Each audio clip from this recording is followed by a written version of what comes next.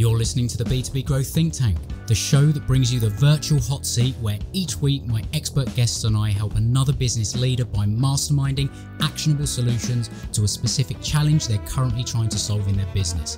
So if you're looking for answers to a specific challenge that you're facing, that if you could solve in the next 90 days would have a huge impact on your growth, send it in to thinklikeafish.co.uk and we'll see if we can feature you on the show.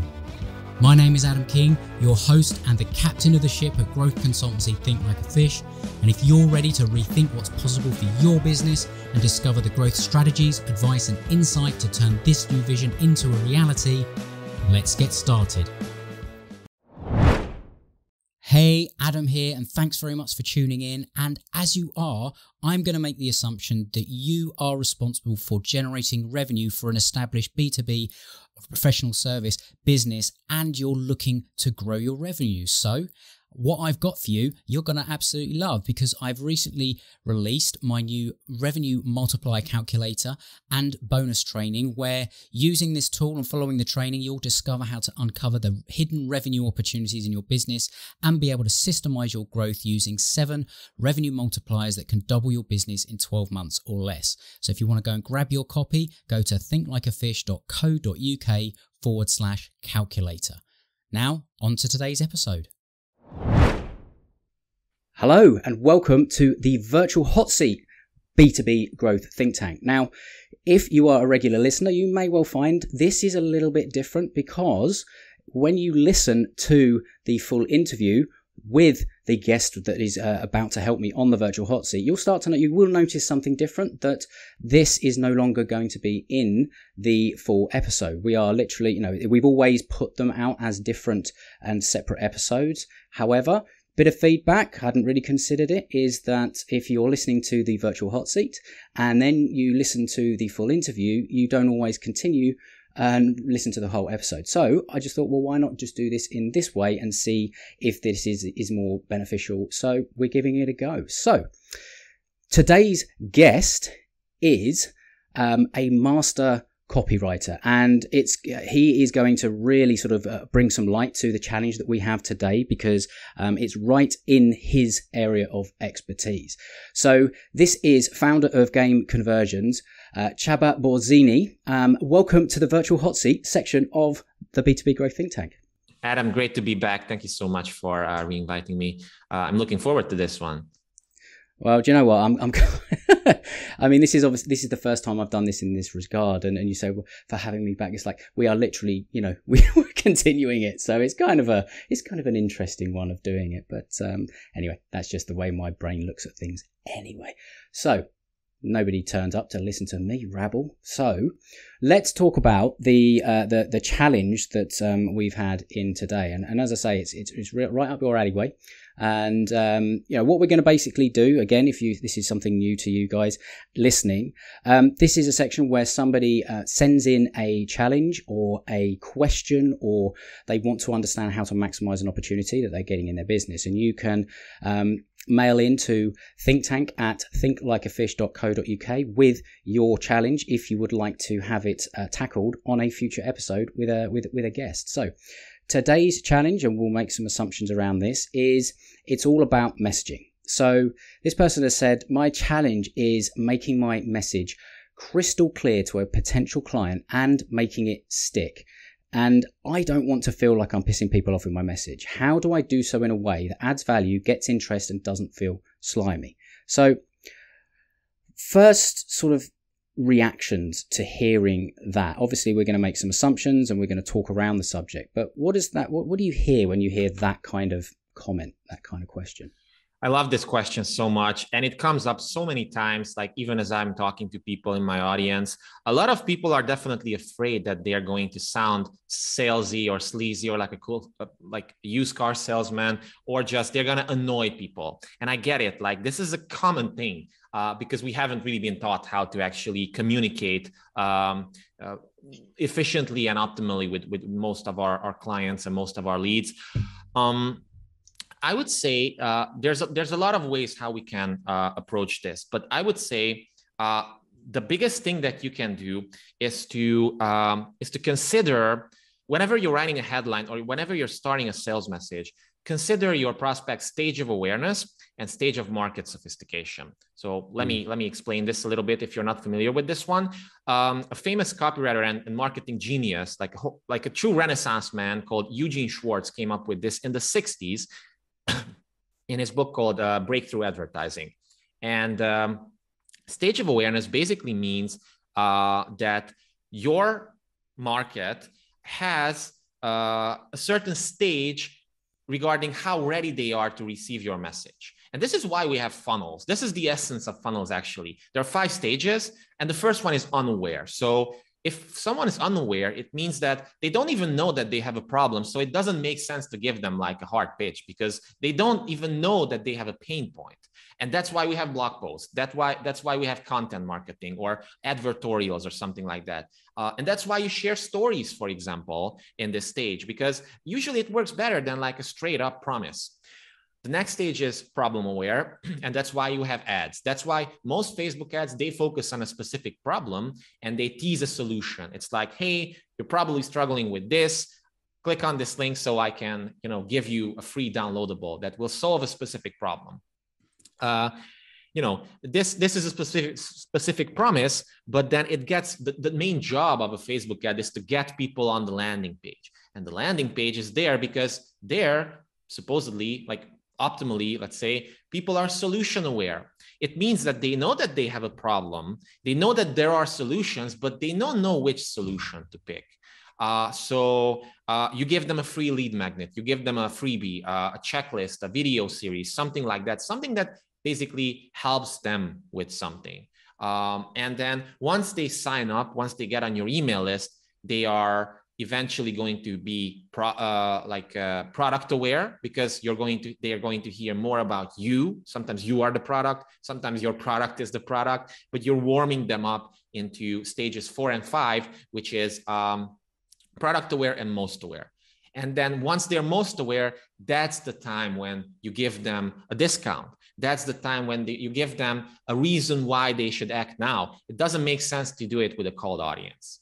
So, that's an incredibly valuable breakdown of exactly sort of how this all works. And I don't think everyone always thinks about it like that. It's like you will have different messages at different stages depending on where the client is. And that's the crucial part. It's all about the client, first of all.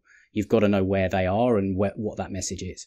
I think what I gathered from this sort of question was, I've had to make some assumptions about what they mean by message. And maybe it's the right assumption, maybe it's not.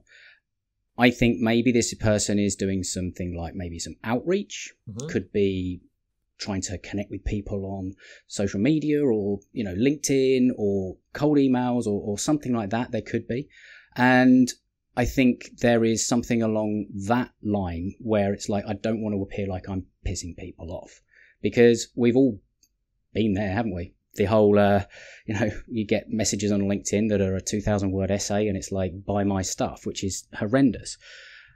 How would you, let's play this game, right? How would you sort of think about structuring a process of reaching out to someone that doesn't know you, that is kind of like in the ballpark for where they are, like the service that you provide? Like, how would you think about it from your copywriting? And I know this isn't exactly where you sort of sit from copywriting, but how would you think through that process and that journey? Because it's kind of what you've just been through there. It's just the stages of awareness. You have to find out where they are, right? So it's a great distinction, and thank you for bringing it up. So everything I said before relates to inbound marketing. Obviously, it still has relevance for outbound marketing, but as you said, it's totally different. Like if someone's unaware and you're reaching out and you say, hey, here's my 2,000 word blog post, they're probably not going to like it that much. To be completely honest, I'm not a big fan of outbound marketing this way, or like cold emails or cold messages like that, because it's it's more of a relationship game and based on like who connects you with who and who does the first step, right? But if if you really want to take like an outbound marketing step and you want to cold open someone, I would definitely just gather more information about them, because the worst that you can do is like a copy paste script. A lot of people do this. Don't do it. It immediately gets ignored, and it's frankly it's annoying. So I would kind of try to find like an entry point, let's say, and this has more to do with sales probably than with marketing, because the job of marketing is to make sales superfluous. Is to do it on a larger scale. At least that's what I believe. But in this specific case, I would find something that's like a common interest or something. I would still come up with an opening which teases a unique new mechanism, which teases a new opportunity that's the key to their desires. But I need to know something more about them, because nowadays relationships aren't made because of like straight up pitches. It's made because, you connect with someone and you start talking about movies or whatever, you connect, and then that lowers the that guard that most people have against pitching. I think that what you're sort of touching on there is important, because it's understanding that, like, if this is the context that this was intended, then what we're really talking about here is conversations, starting conversations, continuing conversations, and all that kind of thing. And you're right when you talk about some of the things. It's like it can. There are ways that you can be introduced and all the rest of it that will almost make this side of things not needed. Mm-hmm. And then the message becomes all about like what we've been talking about there, like how you help people and all the rest of it. But ultimately it's kind of like, if this is, and this is it's an age old thing, people say, outbound doesn't work, or, email is dead and all that kind of thing. Well, like, it's because you're not using it properly, or you haven't mastered it or anything like that. There is an art form to it all. Like, inbound has its place, outbound has its place, always will be, always will do. Mm-hmm. But it's how you do it properly. It's how you open a conversation, and you can do it in the way, it's like finding a common connector. And I think it's really, as you say there, it's like hinting at the mechanism. It's kind of like, if you know that people are of a certain way, and it's knowing your ideal client, again, coming right back to beating that stick, know your ideal client, know who they are, know what they look like, and therefore find, a group of them or people that look like that person, and then put that, I guess, that message in front of them that will get them to that next step. Hey, I see that you are a CEO of X, Y, and Z, and it looks like you're doing some great work with X, Y, and Z, blah, blah, blah, or something like that. Not sure where you are in your sales, in your process, or this, that, and the other, but we have been helping people just like you to achieve an X, Y, Z result, with a specific process that we have developed. And if you're open to it, I can spend 15 minutes and show you exactly how it works. And then, if it's interesting or not, let's, go from there, or something like that. Like that's what comes to mind for me, talking through some of the concepts and the process and stuff, like the way that you've thought through it. It's kind of like, it is the same structure in a way. It's get the attention, connect, lead to the next piece. I think there's an awful lot in that. Yeah, great points. And it actually reminds me of another thing that Eugene Schwartz came up with. He was really a pioneer of this whole industry, is that you cannot manufacture desire. So regardless of if you're reaching out to someone, or you have a marketing system that's partially automated, let's say you're reaching out to someone. In this case, you really need to know the hidden desires of that specific person, of that individual itself, because then you can tap into it. You cannot go to someone, regardless, like you can have a cure for cancer, but if you go to someone who doesn't care about it at all, like they're not going to respond, you're not going to convert, let's say, you're not going to be successful. But if you know that someone needs something, that has an unfulfilled need, that has some problems, and you come up with something in a frictionless way to say, hey, this is what I've got, this is how it's different, this is why it's superior, and this is how we can talk more about it, then that will work pretty well, I would say. Yeah, that it's a very simple framework, but that is exactly, ultimately we're communicating. Yeah. And I think sometimes, I don't know, like, yes, you get peed off by the kind of messages that are 2,000 word essays and all the rest of it, but you equally get peed off sometimes, I do anyway, with people that sometimes just don't get to the point. Yeah. Oh, that's so annoying. Right? So sometimes your message needs to just get to the freaking point. Yes. Right? Or they're trying it's to like, go ahead. Yeah, what do you want? It's like, what do you want? Yeah. Like, what do you know, it's not what are you trying to sell me? It's like, why should I give you any more of my time? Like, tell me, like, what's in it for me? Yes. It's a little bit like that. And I think that, again, it kind of comes down to, I mean, you know, Dean Jackson, Yes. I Love Marketing and all the rest of it. He's got a podcast called More Cheese, Less Whiskers. Yeah. And I love that concept, Yeah. because that gets again to the heart of the message and all the rest of it. And for anyone that doesn't know that, the whole more cheese, less whiskers is like, if you're trying to attract a mouse, like, most of the time we're going out with like a cat, right? Mm. With whiskers, and we are putting a message out that is telling people that you're a cat, like, that you're going to just sort of sell, rather than giving the mouse what they actually want, which is the cheese. Exactly. Right?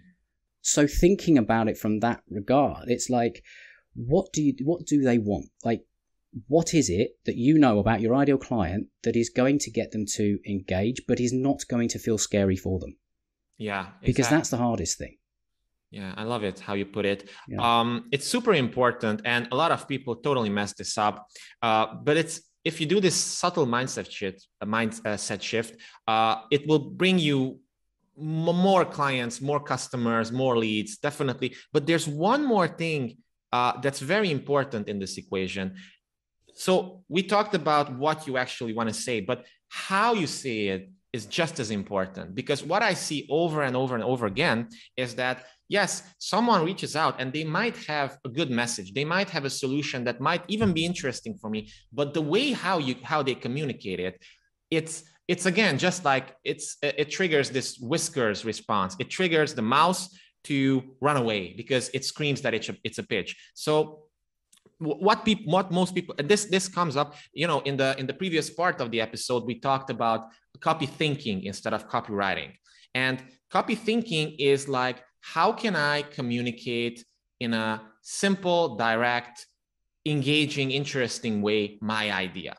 And the great way to do this, the best way to do this, and Gary Halbert came up with this, is the bar stool test. So basically, you want to imagine yourself in a pub, in a bar, Friday evening, like 10 p.m. You're having a beer with someone, you're having a conversation, and they share a problem with you. And then how do you respond to that? Do you give them these intricate, long sentences with tons of fancy words that sound like a pitch? You definitely don't say this. And that's why most B2B companies are making a huge mistake. They all write about themselves like, we believe this, and they use all these 2-cent words, these meaningless words, and it drives me crazy. While instead, if they were to just speak to their ideal prospect, it would be so much more effective. Well, I've heard, and I cannot remember who told me this, and I'd love to give them credit. But what a lot of people are doing is weeing all over their prospects. Yeah. And that puts an image in your head. But what that means is like, we are this, we do that, we are awesome, blah, blah, blah, blah. And it's kind of like, that's rubbish. But sometimes some of one of the most beneficial things that you can do when it comes to thinking about your message is, don't try and come up with it yourself. Talk to your clients. Yeah. Use their words. What are the testimonials? What are the case studies? What are the things that they say? And you can do that by interviewing your clients and all the rest of it. Sometimes you don't have to write copy, or you don't have to write content, or you don't have to write a message, because your clients, or, you know, the people that you've helped, will do it for you. Like, your best headline can be a quote. Absolutely. Go to the Amazon School of Marketing. This is something that I picked up from Jay Abraham. Go and look at book reviews on the subject. Look for the 5 stars and the 1 stars, and sort of look for all those languages that people use. That can be a message, because it is coming from them, and that will, you know, the kind of people that you want to work with, and that will emotionally connect. It will resonate, and it will set you apart.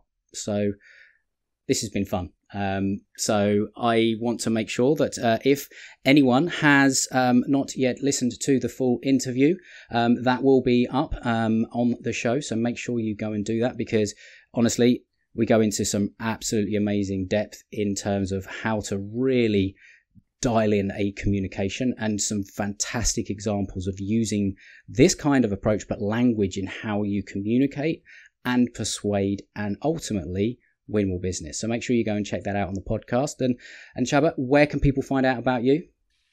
They could go to gameofconversions.com. So it's just like Game of Thrones, but gameofconversions.com. And I created a special cheat sheet for people.